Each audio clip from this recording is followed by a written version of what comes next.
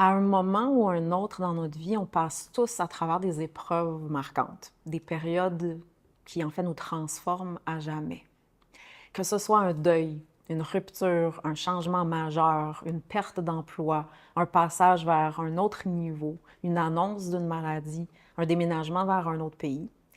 Et ces moments-là s'étirent parfois sur des semaines, parfois des mois, voire même des années, surtout quand on n'y est pas préparé, là, puis qu'on prend la vague en plein visage sans l'avoir vu venir. Et dans tous les cas, ce sont des passages qui exigent en fait vraiment beaucoup de nous.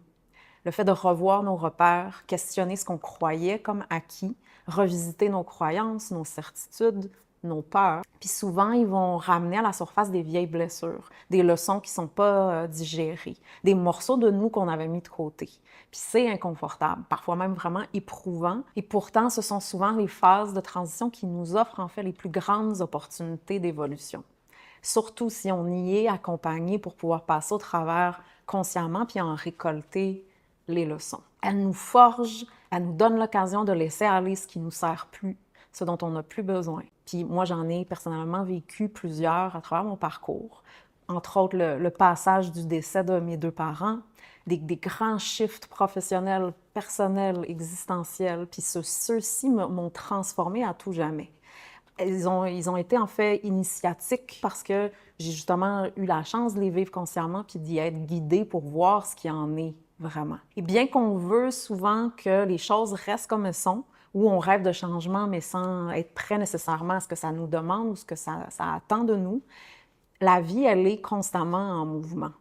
Tout est éphémère. C'est un beau concept, là, mais c'est une autre chose de le vivre et d'être en relation avec. Ce qui arrête, en fait, d'être en mouvement meurt. Et même dans la mort, il y a de la vie.